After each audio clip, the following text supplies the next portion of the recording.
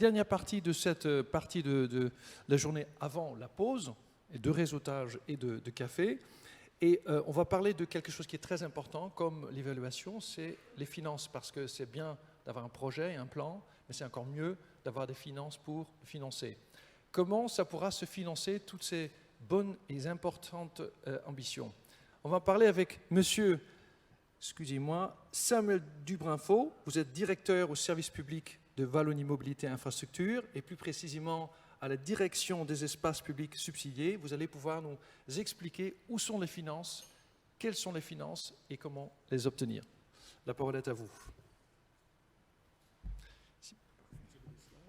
Oui, parfait, merci. Bonjour à toutes et à tous. Donc effectivement, on arrive maintenant, après normalement la stratégie, la question justement était intéressante, avec de quoi disposent les pouvoirs locaux pour pouvoir mettre en œuvre leur politique cyclable sur le terrain.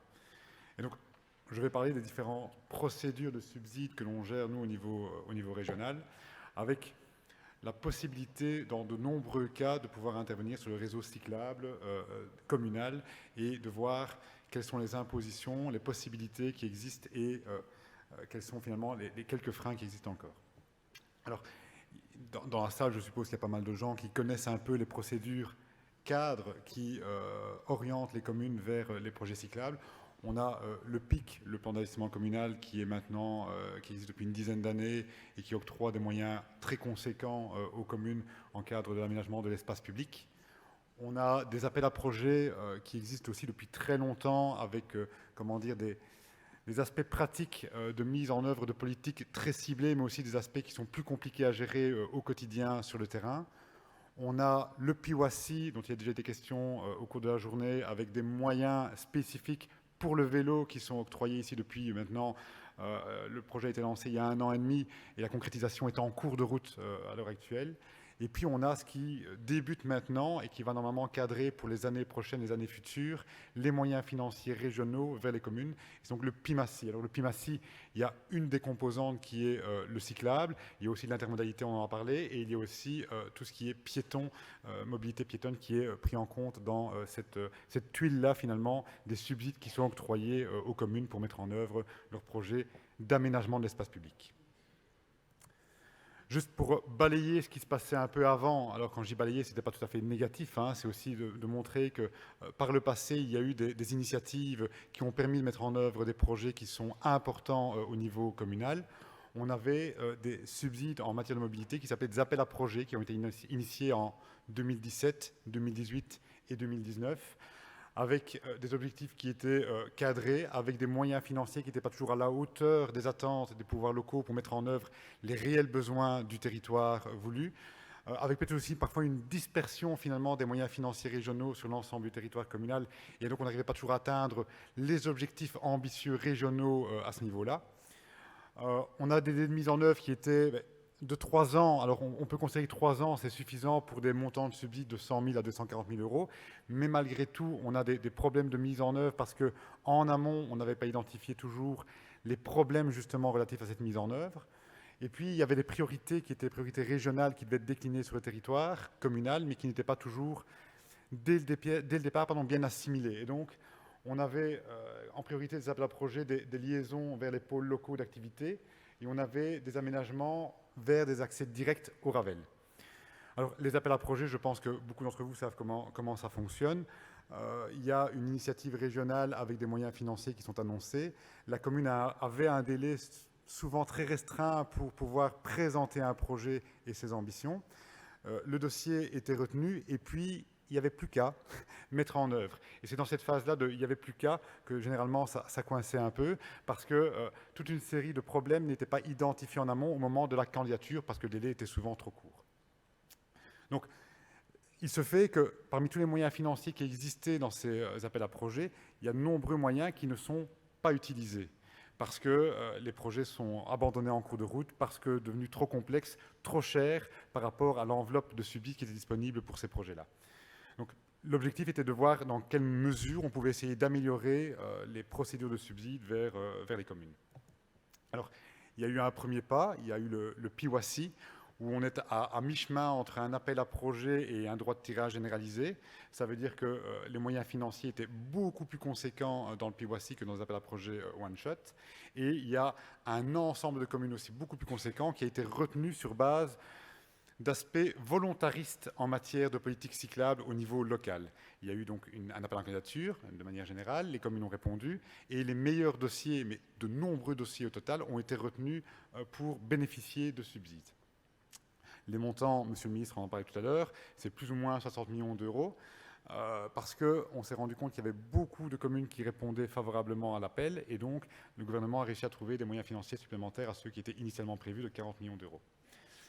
Au niveau des priorités, on est toujours sur les mêmes thématiques, et maintenant on est en train d'essayer de mettre en œuvre finalement ces projets qui ont été proposés par les communes, mais on rencontre encore certains freins, dans le sens où de nombreux projets qui sont proposés sont encore insuffisamment ambitieux au niveau local et où on octroierait finalement du subside aux communes, pas pour mettre en œuvre des moyens, des infrastructures qui vont permettre un réel transfert modal, mais pour donner des moyens financiers aux communes qui vont utiliser ces moyens à donner une petite place de l'espace public aux cyclistes et essayer de faire en sorte que le cycliste va s'intégrer dans le reste de l'espace, finalement ce qu'on voudra bien lui laisser au total. Alors je ne dis pas que c'est le cas général dans toutes les communes, mais dans de nombreuses communes, il y a eu cet appel à projet, il y a une ambition de répondre à un besoin de cyclabilité, mais on ne va pas jusqu'au bout de l'ambition. Ça veut dire qu'on amorce le pas, et puis finalement, il faut aussi un peu ménager la chèvre et le chou, et on en vient à faire des choix qui ne sont pas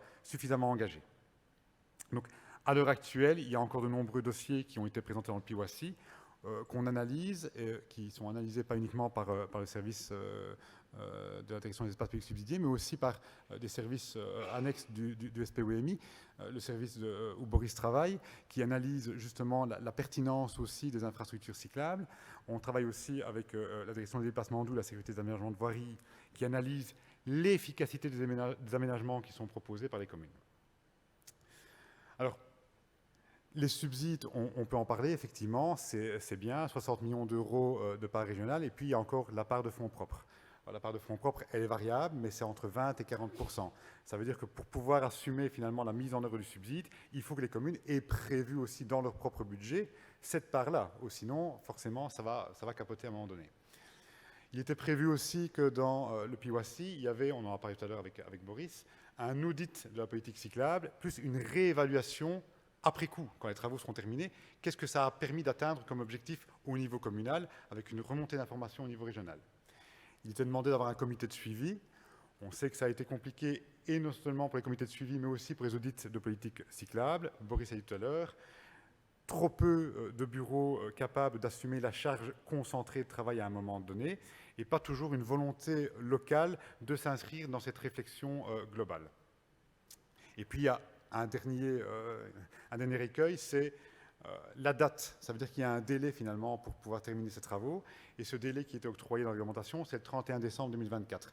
On peut se dire que c'est beaucoup, mais en même temps, c'est très court quand il s'agit de monter des projets, de réaliser des cahiers spéciaux des charges, de les faire valider en interne, de les faire valider ici aussi, et puis finalement de débuter, j'ai envie de dire, les travaux, puisqu'il faudra quand même bien les débuter à un moment donné pour les terminer d'ici le 31 décembre 2024.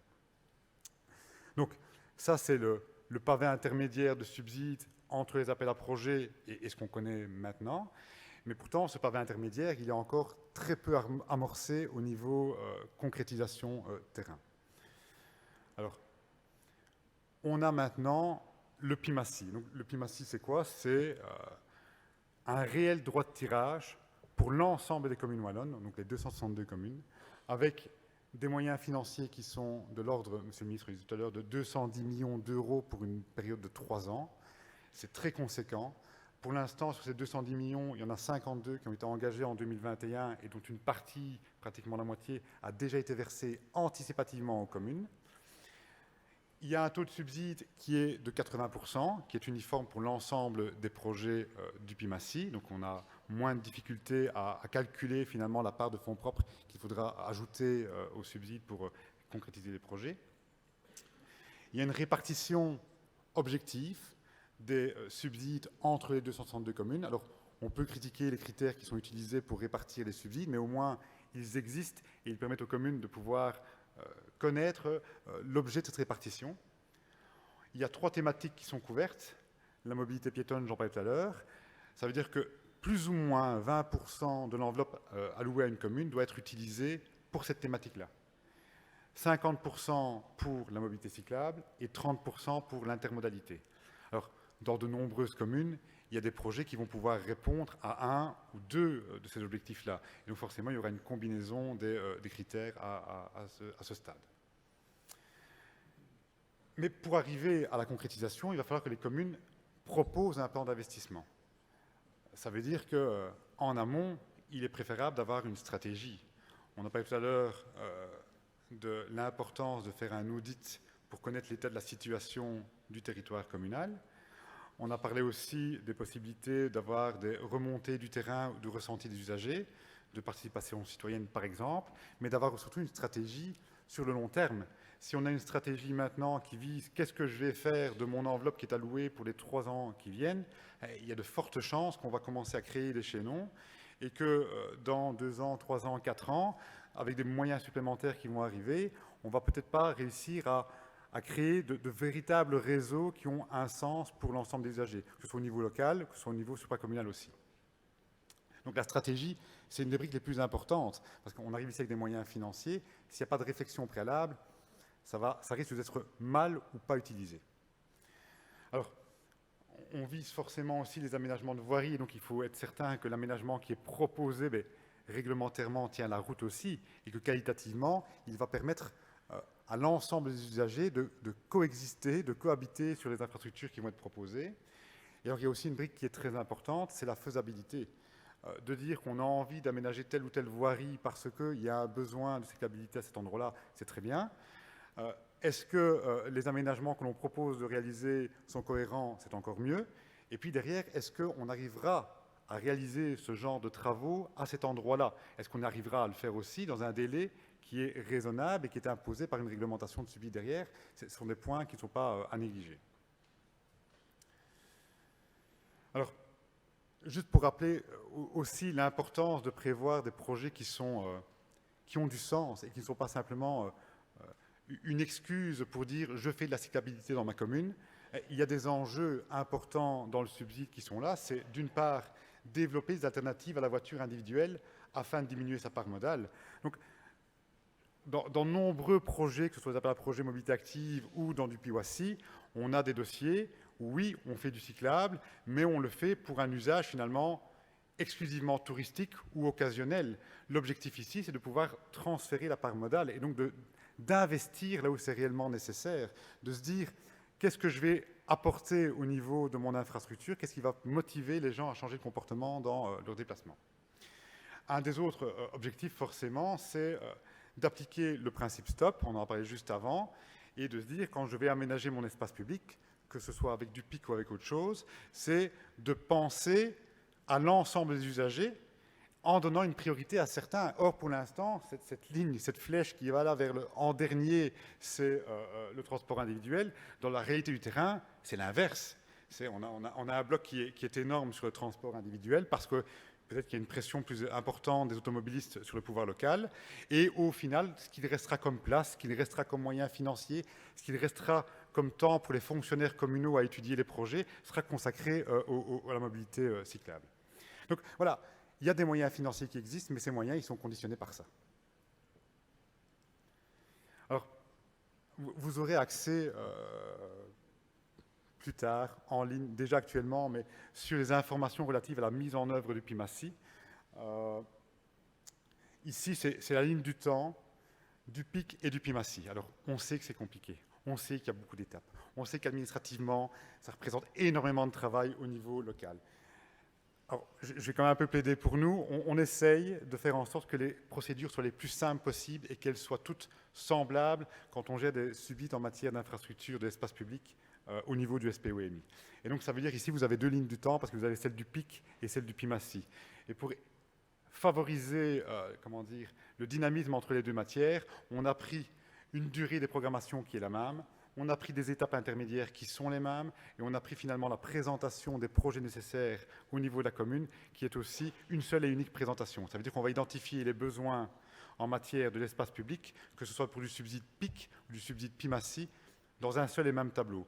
Parce qu'on a encore du mal, nous, à concevoir au niveau régional que dans une commune au niveau local, on va distinguer ce qui est l'enveloppe d'un échevin des travaux qui serait le PIC, de l'enveloppe d'un échevin de la mobilité qui serait l'enveloppe du PIMACI. A priori, quand on aménage l'espace public, on l'aménage pour l'ensemble des usagers. Et donc, il est logique finalement d'avoir tous les besoins et tous les moyens nécessaires, tous les moyens utiles pour mettre en œuvre l'ensemble de cet aménagement.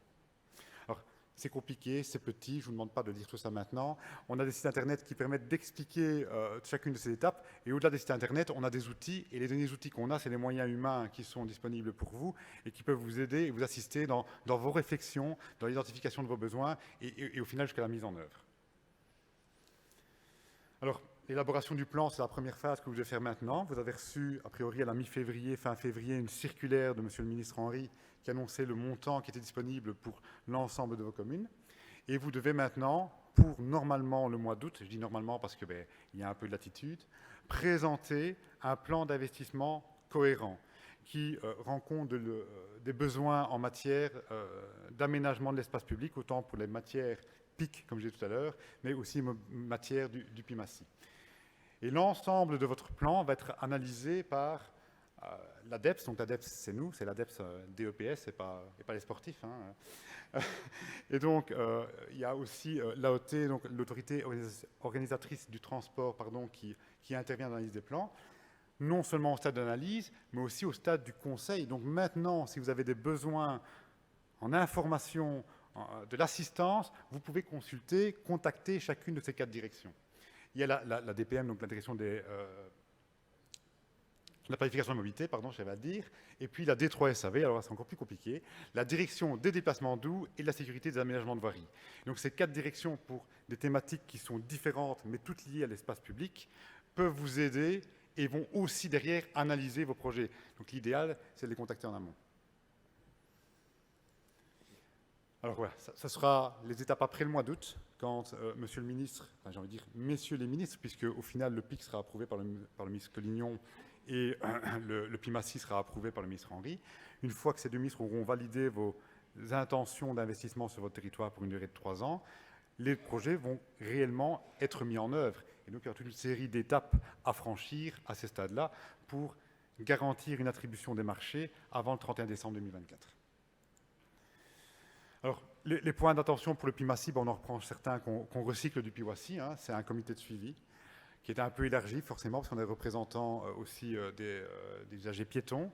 Et on a un outil de la politique mobilité active et l'intermodalité qui doit aussi être fait, mais à la seule différence par rapport au PIWACI, que cet audit n'est plus fait par un bureau extérieur. Il peut être réalisé en interne par le comité de suivi, d'où l'importance des outils que Boris va vous fournir dans quelques jours pour élaborer cet audit. Il y aura forcément aussi des comptages qui sont demandés. Il y a, et ça c'est quelque chose qui est parfois un peu bloquant, c'est être certain que vous êtes propriétaire des espaces publics sur lesquels vous allez investir et aussi vous êtes propriétaire pour un certain temps et aussi garantir l'affectation du financement pendant aussi un délai donné. Alors, les marchés vont être attribués pour le 31 décembre 2024, donc c'est aussi encore relativement court, il reste 2 ans et demi. Et puis, on insiste sur la possibilité de combiner différentes sources de subsides. J'ai encore été questionné hier par une commune à ce sujet-là. Mais on comprend que quand on a de grandes ambitions au niveau local, que les moyens ne sont pas toujours suffisants pour les concrétiser, il faut combiner toute une source de subsides. Donc c'est possible, c'est faisable. Mais il faut être attentif au fait qu'il y a peut-être des contraintes différentes, notamment en termes de délai, qui vont empêcher de combiner ça. Et donc on est là, nous aussi, au niveau de la direction de l'espace public subsidié, pour vous aider à identifier les possibilités, les opportunités dans le montage des projets au niveau local. Alors, tous les projets, simplification administrative oblige aussi, passe maintenant par le guichet des pouvoirs locaux. Je pense que la plupart des communes sont familiarisées avec cet outil puisque l'ensemble des plans d'investissement communaux partie PIC passe déjà par cet outil. Vous avez plus d'informations forcément sur les liens qui sont donnés ici. Et juste pour encore une fois taper sur le clou, de dire qu'au niveau des montants qui sont disponibles, en PIC, c'est 210 millions pour 3 ans. Le PIWACI, c'était 60 millions d'euros. Le PIMACI, c'est 210 millions aussi pour 3 ans. Je pense, en tout cas, de ma carrière, pas très vieille à l'administration, mais qu'il y a eu Rarement autant de moyens financiers disponibles pour les pouvoirs locaux pour mettre en œuvre des projets cohérents. Et donc, je pense aussi qu'il faut, en amont, passer un peu de temps à élaborer une bonne stratégie pour dépenser ces montants intelligemment. Et au-delà de la stratégie, c'est oser concrétiser des projets sur le terrain qui sont à l'attente, qui vont répondre aux attentes des ambitions, et ne pas finalement se limiter à peindre l'ensemble des voiries communales avec des chevrons ou des petits pictogrammes de cyclistes. À un moment donné, il va falloir peut-être oser supprimer le stationnement véhicules automobiles, créer de véritables trottoirs avec de véritables pistes cyclables qui protègent le cycliste, qui permettent à l'ensemble des enfants qui habitent dans un rayon de 500 mètres à 1 kilomètre d'une école d'y aller à pied ou à vélo en sécurité. Donc voilà, différents points sur lesquels il faudra être attentif au stade des projets. Voilà, je pense qu'on l'a déjà rappelé suffisamment dans le cadre de la journée. Et j'insiste sur la dernière brique qui est la transversalité, le besoin qu'au niveau local aussi, l'ensemble des services, l'ensemble des mandataires collaborent pour avoir une vision cohérente de l'aménagement de l'espace public. Alors, on a différents outils qui existent, on en parlait tout à l'heure, la Sécurotech, le site mobilité.wallonie.be qui concentre toute une série d'informations relatives à la mobilité, et le site infrastructure.wallonie.be sur lequel vous allez retrouver toutes les procédures de subsides et toutes les étapes clés. Et au-delà des procédures, vous avez aussi tous les contacts de mon service, mais aussi l'équivalent dans les autres services, avec sur le terrain toute une série de personnes qui sont aussi là pour vous aider à identifier vos besoins, à vous expliquer les procédures, et aussi parfois à vous expliquer les freins dans certains de vos projets en disant ça, c'est pas réaliste et vous n'arriverez pas à atteindre vos objectifs dans le délai qui est donné. Voilà, je vous remercie. Et si vous avez d'autres questions plus pratiques, on est disponible sur un stand un peu plus loin.